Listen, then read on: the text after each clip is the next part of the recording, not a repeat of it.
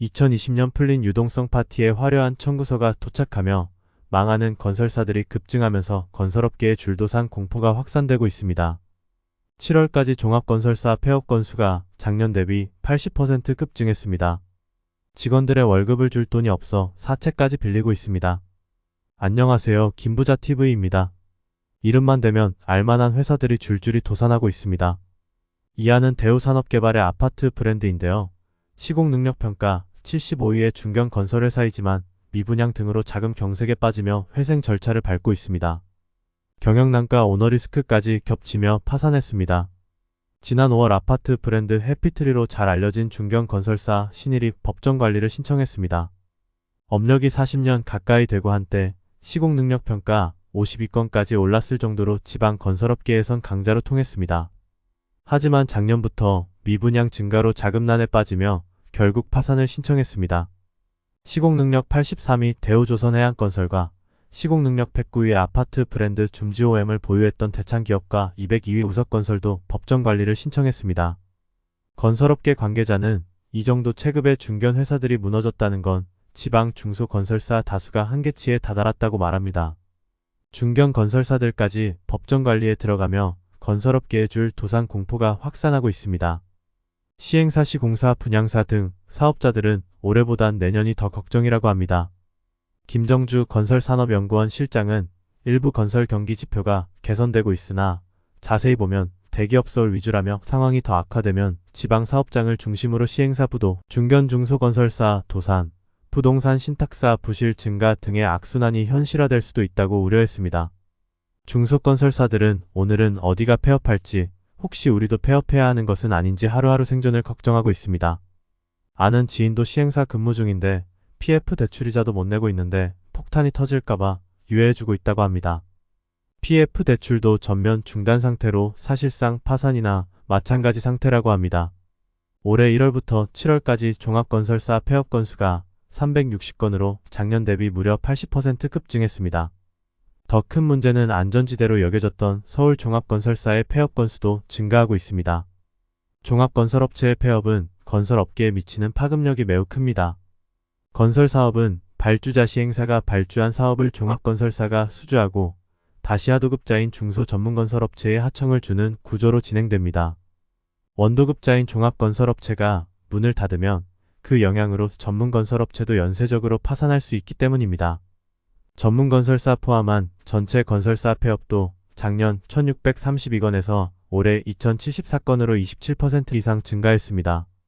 부도 및 폐업 건설사가 늘어난 이유는 지방을 중심으로 준공 후 미분양 물량이 늘어나고 있는 데다 고금리로 인한 비용 증가, 프로젝트 파이낸싱 PF 시장 경색 등 돈맥 경화가 심화되고 있기 때문입니다. 지난 6월 경남 밀양시에 공급된 수에르댐 밀양은 45가구 모집의 1순위 청약자가 0명이었습니다. 밀양역을 도보로 이용 가능한 역세권 아파트이지만 청약제로 단지가 됐습니다. 자금 여력이 충분하지 않은 중소건설사들은 신규 분양 한두 건만 실패해도 큰 타격을 받을 수밖에 없습니다. 제가 다니던 건설회사도 경기가 좋을 때 일산 식사지구에 대형 평형의 아파트 수천 채를 고분양가로 공급했습니다. 부동산 시장이 침체되며 아파트의 미분양이 대거 발생하자 40년 역사의 건설사가 하루아침에 망했습니다.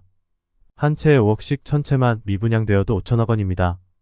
매출 2조 원 되는 대기업 건설사도 수많은 현장 중에 한 곳에서 이 정도 미분양이 발생되어 자금 회수가 안 되면 망할 수밖에 없습니다.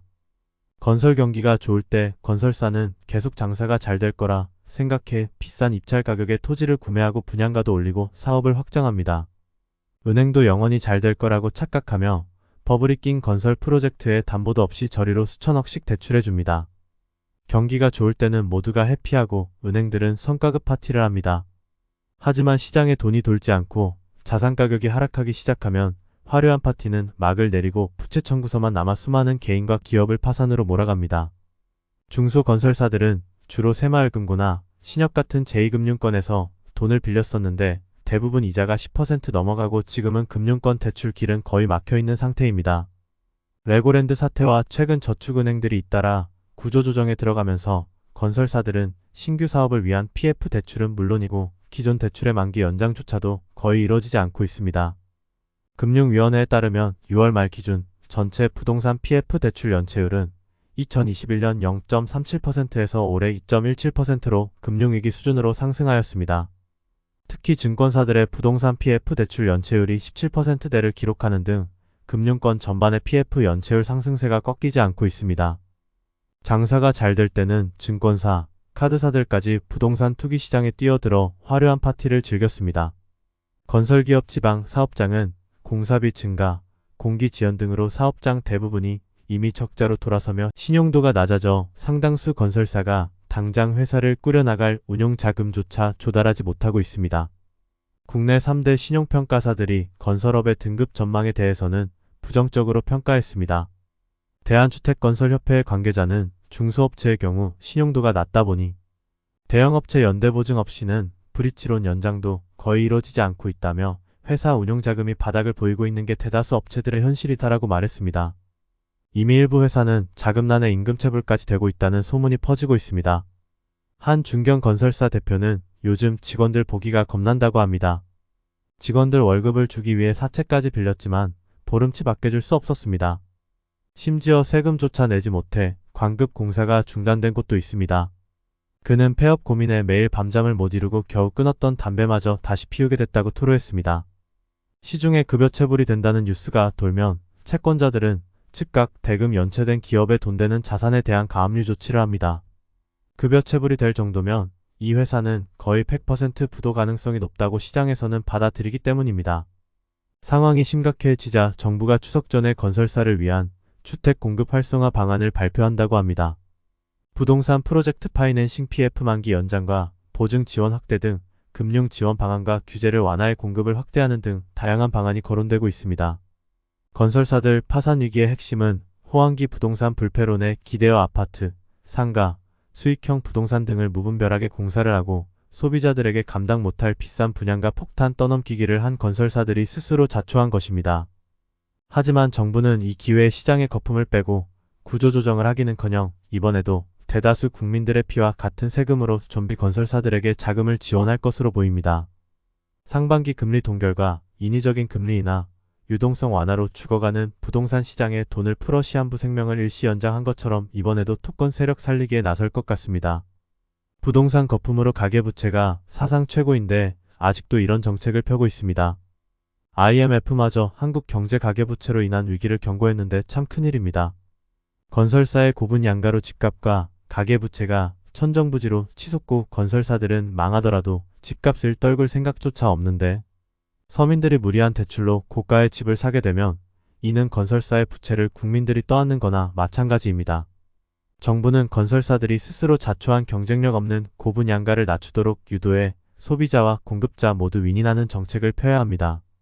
항상 위기 때마다 구조조정 없이 가장 쉬운 통화 정책을 가지고 장난칠수록 결국 더 큰 시한폭탄이 되어 국민이 감당하기 힘든 경제위기가 옵니다.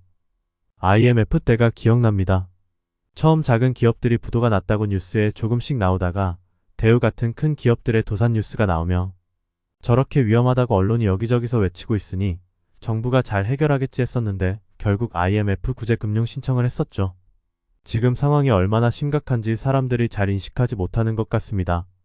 한국, 중국, 유럽 등 많은 지표들이 경제위기 직전 상황으로 최악입니다. 털어내지 못한 버블은 꼭 터지게 되어 있습니다. 부자들은 현금을 준비하고 있습니다. 위기가 오면 부자들은 더 큰 부자가 되지만 대다수의 서민들을 삶이 통째로 망가지고 모든 것을 잃게 됩니다. 토건사나 정부, 언론의 얘기만 들으면 냄비 속의 개구리처럼 점점 뜨거워지며 결국 죽게 되는 것은 서민들입니다. 여러분 무례하게 빚을 내 집을 사지 마십시오. 꼭 실거주 하실 분들은 할 수 없겠지만 투자로서는 지금은 때가 아닙니다. 3년 후에 집이 부족해진다, 동탄이 신고가로 거래된다 등 언론에 속지 마시고 부디 여러분의 재산을 지키십시오. 김부자TV를 구독하시면서 경제 공부를 통해 절대 잃지 않는 투자, 내 돈을 지키는 투자하는 것을 추천드립니다. 여러분 부자 되시기 바랍니다. 구독, 좋아요 지금 꾹꾹 눌러주세요.